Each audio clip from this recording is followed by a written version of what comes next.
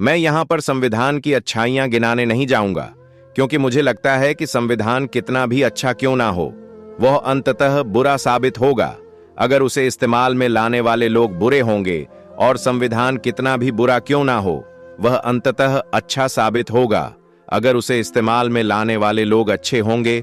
Video में आगे बढ़ने से पहले आप हमारे चैनल को सब्सक्राइब जरूर करें और वीडियो को लाइक भी तो शुरू करते हैं।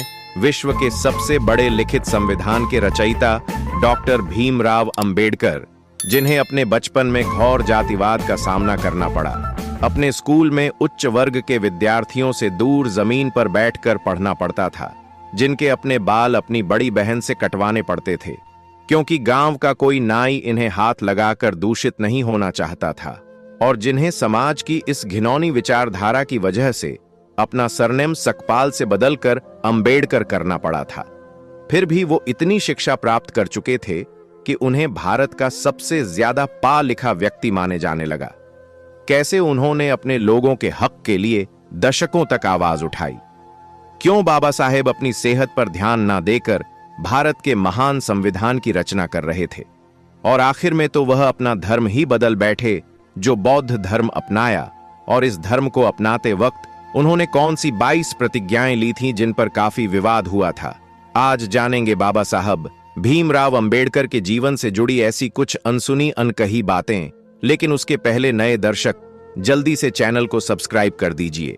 14 अप्रैल 1891 के दिन मध्य प्रदेश के महू जिले में रहने वाले रामजी मलौजी सकपाल और भीमाबाई के घर एक बेटे का जन्म होता है।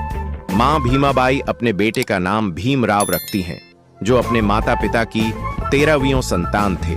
5 साल की उम्र में अंबेडकर का स्कूल में दाखिला करवाया जाता है, लेकिन छोटे से भीम को जल्दी बात समझ में आ जाती है कि समाज में उनके परिवार के साथ भेदभाव किया जाता है। स्कूल में उन्हें स्टूडेंट्स के डेस्क से दूर कोने में जमीन पर बिठाया जाता था। लंच ब्रेक में उन्हें उस बर्तन से पानी नहीं पीने दिया जाता था जिससे बाकी बच्चे पानी पीते थे। उनके बचपन से जुड़ा एक आंखों में आंसू ला देने वाला किस्सा यह है कि एक बार भीमराव और उनके बड़े भाई को गर्मियों की छुट्टियां मनाने के लिए गोरेगांव जाना था, जहां उनके पिता कैशियर की नौकरी करते थे। दोनों भाई ट्रेन में बैठकर गोरेगांव पहुंच जाते हैं, लेकिन काफी देर इंतजार करने के बावजूद उनके पिता रामजी सकपाल उन्हें लेने के लिए स्टेशन नहीं पहुंचते। भीमराव और उनके भाई ने साफ सुथरे कपड़े पहन रखे थे और उनके चेहरे पर मासूमियत झलक रही थी, जो देख स्टेशन मास्टर इनके पास आकर पूछता है, तुम कौन हो और कहां जा रहे हो? तभी भीमराव बिना कुछ सोचे समझे यह बता देते हैं कि वह महार जाति के दलित हैं, जो सुनकर स्टेशन मास्टर के चेहरे के भाव बदल जाते हैं और वह इन्हें बिना कुछ कहे वहां से चला जाता है। कुछ देर बाद दोनों भाई अपने पिता तक पहुंचने के लिए एक बैलगाड़ी किराए पर लेने की सोचते हैं, लेकिन बैलगाड़ी चालकों तक की भी बात पहुंच चुकी थी कि ये लोग अछूत और अस्पर्ट वर्ग के हैं और वह इनसे बात भी नहीं करना चाहते थे। काफी ठोकरे खाने के बाद एक बैलगाड़ी वाला इन्हें सवारी देने के लिए मान गया, लेकिन उसने इनसे 2 गुना किराया मांगा और कहा, बैलगाड़ी तुम्हें खुद ही चलानी होगी। और वह बैलगाड़ी से पैदल चलने लगा, क्योंकि उन्हें इनसे दूषित होने का डर था।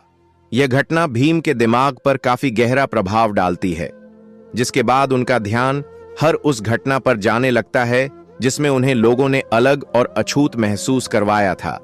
इसी तरह गांव का कोई नाई इनके बाल भी नहीं काटता था, बल्कि इन्हें घर ही अपनी दादी से बाल या दीदी से बाल कटवाने पड़ते थे। इन्हें गांव के मुख्य कुएं से पानी खींचने पर मनाही थी और कोई बड़ा वर्ग इन्हें अपने घर में प्रवेश तक नहीं करने देता था। इसी तरह बचपन से ही भीम को जातिवाद का अनुभव हुआ और वह हमेशा इसे बदलने के बारे में सोचने लगे, लेकिन इस भेदभाव के बावजूद उन्होंने अपनी पढ़ाई लिखाई से ध्यान नहीं हटाया।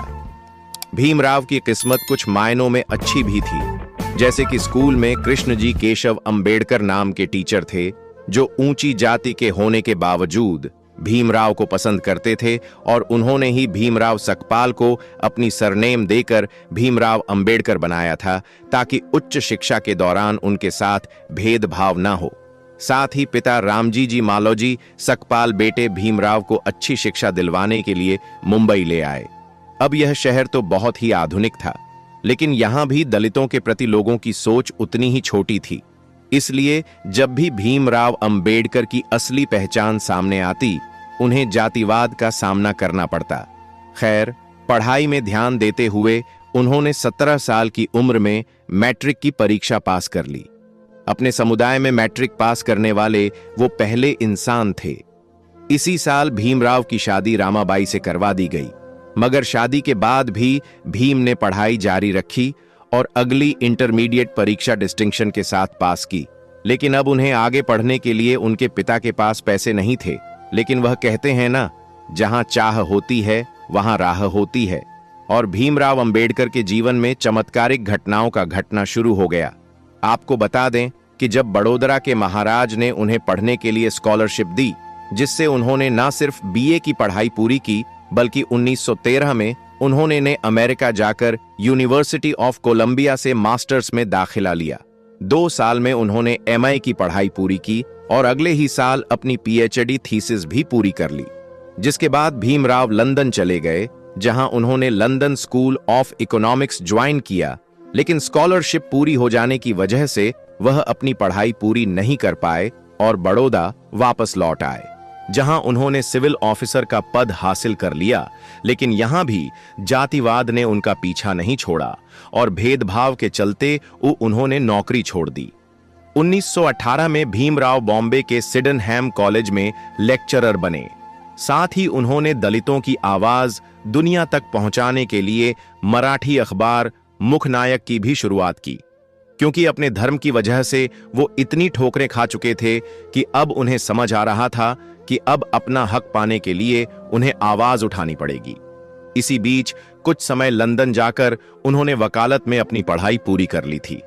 इस तरह वो अपने जमाने के भारत के संभवतः सबसे ज्यादा पढ़े लिखे व्यक्ति बन चुके थे। डॉक्टर भीमराव बाबा साहब अंबेडकर को शुरू से ही पढ़ाई से काफी लगाव था, इसलिए उनके पास भारत की सबसे बड़ी पर्सनल लाइब्रेरी हुआ करती थी। मशहूर लेखक जॉन गुथर अपनी किताब इनसाइड एशिया में लिखते हैं कि जब 1928 में मेरी राजगृह में अंबेडकर से मुलाकात हुई थी, तब उनके पास 8000 ताब थी और उनकी मृत्यु तक यह संख्या बढ़कर 35,000 तक पहुंच चुकी थी। डॉक्टर भीमराव अंबे के निकट सहयोगी रहे। शंकरा अंध शास्त्री भी अपनी किताब में लिखते हैं कि मैं 20 दिसंबर 1944 की दोपहर 1 बजे अंबेडकर से मिलने उनके घर गया। उन्होंने मुझे अपने साथ जामा मस्जिद इलाके में चलने के लिए कहा, जो इन दिनों पुरानी किताबों को खरीदने का अड्डा हुआ करता था। जब हम वहां पहुंचे तो लोग उनके चारों तरफ इकट्ठा होने लगे, लेकिन इस भीड़ में भी उन्होंने विभिन्न विषयों पर तकरीबन 2 दर्जन किताबें खरीदी। यहां एक दिलचस्प बात यह है कि किताबों का इतना बड़ा संग्रह होने के बावजूद वह अपनी किताबें किसी को पढ़ने के लिए उधार नहीं देते थे। किताबें मांगने वाले व्यक्ति को वह मुंह पर कह देते थे कि अगर आपको किताबें पढ़नी है तो मेरे पुस्तकालय में आइए। किताबों के प्रति उनकी भक्ति इस हद तक थी कि वह जैसे ही घर पहुंचते अपने पुस्तकालय में चले जाते, उनके पास कपड़े बदलने का समय तक नहीं होता था। फिर वह एक पुस्तक चुनकर पढ़ने बैठते थे। उनके अनुयायी बताते हैं कि रात में अंबेडकर अपनी पढ़ाई में इतना खो जाते थे कि उन्हें बाहरी दुनिया का कोई ध्यान नहीं रहता था। अंबेडकर जी अपने स्टूडेंट्स से कहते थे कि तुम्हारे पैरों में जूते भले ना हो, लेकिन तुम्हारे हाथों में किताब अवश्य होनी चाहिए। खैर, बाबा साहब अंबेडकर की लाइफ जर्नी पर वापस आए तो वर्ष 1924 में उन्होंने बहिष्कृत हिताकरणी सभा के नाम से एक एसोसिएशन की शुरुआत की, जिसका काम दलित विद्यार्थियों के लिए हॉस्टल स्कूल और मुफ्त लाइब्रेरी स्थापित करना था। साथ ही वह कई सभाओं में हिस्सा लेकर दलितों की समानता को लेकर सवाल उठाने लगे। फिर चाहे 1972 का महार सत्याग्रह हो, गोलमेज सम्मेलन हो या फिर संविधान सभा में दलित अधिकारियों के लिए आवाज उठाना। इस बीच उन्होंने यह बात नोटिस करी कि महार जाति जिस हिंदू धर्म को मानती है, उसी धर्म की बाकी जातियां उनके साथ अछूत व्यवहार करती हैं। इसलिए उन्होंने 13 अक्टूबर 1935 के दिन नासिक में आयोजित एक सभा में उन्होंने यह घोषणा की कि वह हिंदू धर्म छोड़ने का फैसला ले चुके हैं। पहले तो महार जाति के कुछ लोगों को झिझक हुई, लेकिन 1936 में बाबा साहब ने महार सम्मेलन में मुक्ति कोण पत्थे यानी मुक्ति क्या है नाम सिख भाषण दिया, जिसमें उन्होंने तर्क के साथ समझाया कि दलितों को अपना धर्म परिवर्तन क्यों करना चाहिए, लेकिन अगले 20 साल तक वह यह तय नहीं कर पाए कि उन्हें कौन सा धर्म अपनाना चाहिए। शुरुआत में बाबा साहब का झुकाव इस्लाम धर्म की ओर था, फिर उन्हें आर्य समाज और सिख धर्म अपनाने का भी सुझाव दिया गया, जिसके बाद उन्होंने ईसाई धर्म के इतिहास को समझने की कोशिश की और दुनिया के कई धर्म तलाशे, लेकिन फिर 1955 में उन्होंने बौद्ध धर्म अपनाने का फैसला लिया। लेकिन उन्होंने बौद्ध धर्म ही क्यों चुना?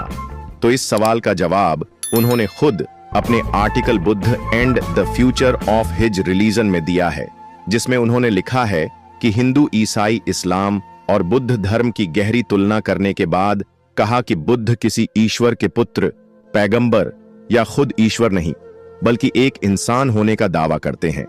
उन्होंने एक इंसान के रूप में ही अपने धर्म का प्रचार प्रसार किया। साथ ही गौतम बुद्ध ने कभी भी चमत्कार या अलौकिक शक्ति का दावा नहीं किया और इससे काफी ज्यादा वह प्रभावित हुए। इसके अलावा बौद्ध धर्म में बाबा साहब को बाकी धर्मों से ज्यादा तार्किकता और गलती करने की गुंजाइश भी दिखी। इसके अलावा उन्होंने अपने इस लेख में कई बातों का उल्लेख किया है। इसे आप संगीत ला लिया था, इसलिए 14 अक्टूबर 1956 के दिन बाबा साहब अंबेडकर अपने 375,000 समर्थकों के साथ नागपुर में पूरे विधि विधान से बौद्ध धर्म को अपना चुके थे। इस दौरान उन्होंने 22 ऐसी प्रतिज्ञाएं ली थी जिन पर पूरे देश में विवाद हुआ था। साथियों, यह प्रतिज्ञाएं सही हैं या गलत, यह तय करना हमारा फैसला नहीं है और ना ही हम इसके समर्थन में हैं या इसके खिलाफ है, बल्कि हमारा काम आपको सिर्फ इतिहास के बारे में बताना है। तो चलिए उनमें से कुछ प्रतिज्ञाएं के बारे में जानते हैं। मैं ब्रह्मा, विष्णु और महेश में ना विश्वास रखूंगा और ना पूजा करूंगा। मैं राम और कृष्ण जो भगवान माने जाते हैं उनमें आस्था नहीं रखूंगा। मैं गौरी और गणपति और अन्य देवी देवताओं में आस्था नहीं रखूंगा। मैं भगवान के अवतार में विश्वास नहीं करता। मैं कभी नहीं मानूंगा कि भगवान बुद्ध विष्णु के अवतार थे। मैं हिंदू धर्म का त्याग करता हूं जो मानवता के लिए हानिकारक है और मुझे विश्वास है कि मैं धर्म परिवर्तन द्वारा फिर से जन्म ले रहा हूं। वगैरह डॉ अंबेडकर की इन प्रतिज्ञाएं ने हिंदू धर्म के उनके समर्थकों को ठेस पहुंचाई थी और धर्म परिवर्तन ही उनके जीवन की इकलौती सबसे बड़ी कंट्रोवर्सी है। चलिए अब जानते हैं दुनिया के सबसे बड़े लोकतंत्र की न्यूज जिस पर टिकी है, उस संविधान के बनने के पीछे की अनसुनी कहानी। तो 9 दिसंबर 1939 के दिन 299 सदस्यों वाली संविधान सभा की पहली बैठक हुई थी। इस सभा ने 1946 से 1939 के बीच उथल पुथल भरे 30 सालों में काम किया। इस दौरान देश में कई बड़े सांप्रदायिक दंगे हुए और देश का बंटवारा भी हुआ। इस कारण भारत और पाकिस्तान के बीच मानव इतिहास का सबसे बड़ा प्रवासी संकट पैदा हुआ। इस दौरान भारत में 550 से ज्यादा रियासतों का मुश्किल भराई की कर का काम भी संपन्न हुआ था। ऐसे में संविधान बनाना काफी मुश्किल था, जिसके लिए उस समय देश के सबसे ज्यादा पढ़े लिखे व्यक्तियों में से एक डॉक्टर बाबा साहब अंबेडकर को 29 अगस्त 1947 के दिन संविधान सभा की ड्राफ्टिंग कमेटी के अध्यक्ष के रूप में नियुक्त किया गया था, जिसमें 7 सदस्य थे। लेकिन कहा जाता है कि संविधान बनाने का 90% काम बाबा साहब अंबेडकर ने अकेले किया था, लेकिन उन्होंने कभी इसका श्रेय अकेले नहीं लिया। राष्ट्रपति महोदय सर, मैं ड्राफ्टिंग कमेटी द्वारा निश्चित की हुई संविधान की रूपरेखा को प्रस्तुत करता हूं और निवेदन करता हूं कि इस पर विचार किया जाए। राष्ट्रपति महोदय सर, मैं इस सदन में उपस्थित उन लोगों में से एक हूं जो जानते हैं कि इस संविधान का मसौदा तैयार करने में डॉक्टर अंबेडकर ने कितनी मेहनत और लगन खर्च की है। शायद सदन को पता हो कि उसके द्वारा मनोनीत 7 सदस्यों में से एक ने इस्तीफा दे दिया और उसकी जगह किसी और को नहीं लिया गया। एक सदस्य थे अमेरिका में, तो उनकी जगह भी खाली रही, और एक और सदस्य अपने कुछ कामों में, राज्य के कामों में, इसलिए उनकी जगह भी खाली रही। 1 या 2 सदस्य दिल्ली के बाहर थे और शायद सेहत की वजह से शामिल ना हो सके, इसलिए आखिर में हुआ यूं के मसौदा तैयार करने का सारा भार पड़ा डॉक्टर अंबेडकर पर, और मुझे कोई शक नहीं, हम सब उनके अनुग्रहित हैं। मुझे जो भी श्रेय दिया जा रहा है वो मेरे अकेले का नहीं है, इसका कुछ हिस्सा जाता है सर BN राव को, जो कि हमारी इस सभा के संवैधानिक सलाहकार है, जिन्होंने ड्राफ्टिंग कमेटी के विचार करने के लिए संविधान का कच्चा मसौदा तैयार किया। इस श्रेय का कुछ हिस्सा उस ड्राफ्टिंग कमेटी के सदस्यों को भी जाना चाहिए। लेखक अशोक गोपाल के हाल ही में डॉक्टर अंबेडकर की जीवनी पर लिखी किताब, जिसमें उन्होंने बताया कि डॉ अंबेडकर ने कैसे अपने खराब स्वास्थ्य से जूझते हुए तमाम मतभेदों को दूर करके दुनिया के सबसे बड़े संविधान में से एक को तैयार किया। इसके प्रारंभिक निर्माण के दौरान ही 2500 से ज्यादा संशोधन किए गए थे। बताया जाता है कि डायबिटीज और ब्लड प्रेशर से पीड़ित होने के बाद भी अंबेडकर ने संविधान तैयार करने में काफी श्रम किया। संविधान सभा में लगभग 100 दिनों तक खड़े होकर उन्होंने धैर्यपूर्वक हर खंड को समझाया और 26 नवंबर और 1939 को भारत का संविधान पारित किया गया और अपनाया गया। इस दिन को संविधान दिवस या राष्ट्रीय कानून दिवस के रूप में जाना जाता है, जिसके अगले साल यानी 26 जनवरी 1950 के दिन भारत में दुनिया के इस बड़े संविधान को लागू किया गया। इसलिए 26 जनवरी को हम गणतंत्र दिवस के रूप में मनाते हैं। संविधान निर्माण के कुछ साल बाद डॉक्टर राजेंद्र प्रसाद ने स्वीकार किया कि अंबेडकर ने संविधान के कुशल पायलट की भूमिका निभाई। वहीं 6 दिसंबर 1956 के दिन बाबा साहब के निधन के बाद प्रधानमंत्री जवाहरलाल नेहरू ने भी कहा था कि संविधान बनाने में डॉक्टर अंबेडकर से ज्यादा ध्यान किसी ने नहीं दिया और ना ही किसी और ने उतनी परेशानी उठाई। तो दोस्तों, यह थी बाबा साहब भीमराव अंबेडकर के जीवन की कुछ अनकही अनसुनी कहानियां। अगर आप भी बाबा साहब के जीवन के संघर्ष, मेहनत और विचारधारा से प्रभावित हैं, तो कमेंट बॉक्स में उनकी तारीफ के 2 बोल जरूर लिखें। वीडियो अच्छा लगा हो तो इसे लाइक और शेयर करके हमें सपोर्ट कीजिए और सियासी जगत से जुड़ी ऐसी ही दिलचस्प कहानियां सुनते रहने के लिए हमारे चैनल को सब्सक्राइब करके पास वाली घंटी जरूर बजा दीजिए। आखिरी में आप हमारे एक प्रश्न का उत्तर दें। भारत की राष्ट्रीय पुस्तक कौन सी है? अपने जवाब कमेंट बॉक्स में जरूर बताइए। मुस्कुराते रहिए। जय भीम। धन्यवाद।